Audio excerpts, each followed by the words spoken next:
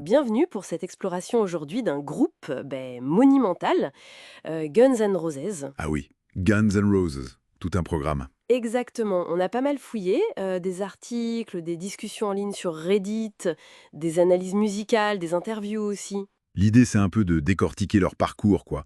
Cette ascension fulgurante, les tensions, on en parle toujours, et puis leur héritage. C'est ça, essayer de voir pourquoi ils fascinent encore autant des décennies après. Qu'est-ce qui fait le truc Guns N' Roses en fond? Parfois un peu superficiel. Disons que GNR est arrivé avec autre chose. Une énergie beaucoup plus brute, plus sale presque. Gonzai disait qu'il se fichait un peu de tout sauf de jouer fort. Carrément. Et ça s'est vu direct avec Appetite for Destruction en 87. Ah, l'album! Quel choc!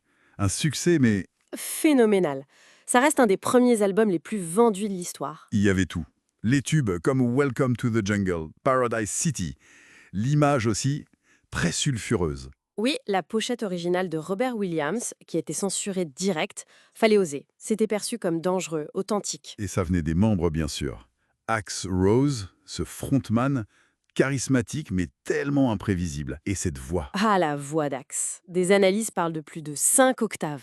C'est juste dingue, hein. Et Slash, évidemment, le guitar hero avec son chapeau, son si identifiable, influencé par Jeff Beck, Aerosmith. Un son très personnel, oui. Mais il faut pas oublier les autres. Izzy Stradlin, super important pour les compos. Très Stones dans l'esprit. Oui, et Duff McKagan à la basse attitude punk et Steven Adler à la batterie au début. Tout à fait. Et au milieu de tout ça, la relation Axe-Slash. Le cœur du réacteur, on dirait.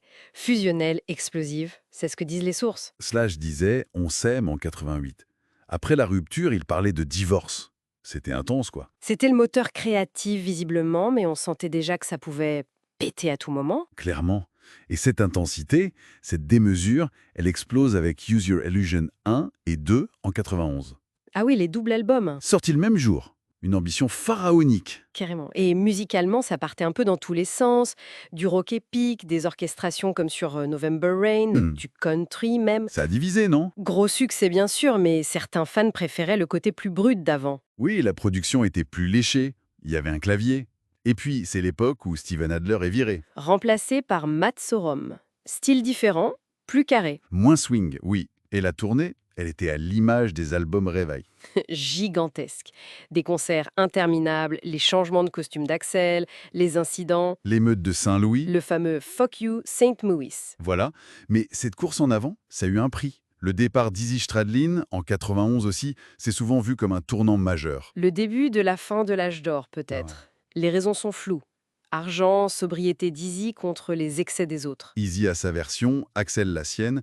Toujours est-il qu'il perd un compositeur clé, une sorte de force tranquille. Après lui, l'équilibre semble rompu en effet. L'album de reprise de Spaghetti Incident en 93. Ouais, ça sonne un peu comme une pause, un truc anecdotique, malgré la polémique sur la reprise de Charles Manson. Et puis la reprise de Sympathy for the Devil en 94 pour le film. C'est la dernière fois qu'on entend Axel, Slash et Duff ensemble avant longtemps. C'est ça. Après, Slash s'en va, puis Duff.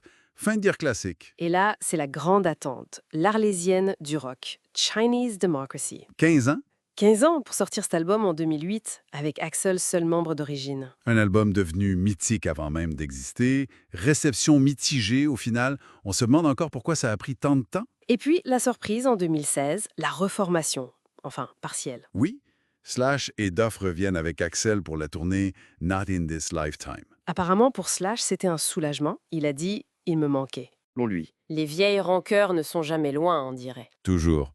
Donc si on essaie de résumer, une explosion au début, un règne de chaos et de génie, Une implosion quasi certaine à cause des égos, des addictions. puis cette reformation qui ranime la flamme, mais avec des absents et des questions. C'est vraiment le paradoxe Guns N' Roses.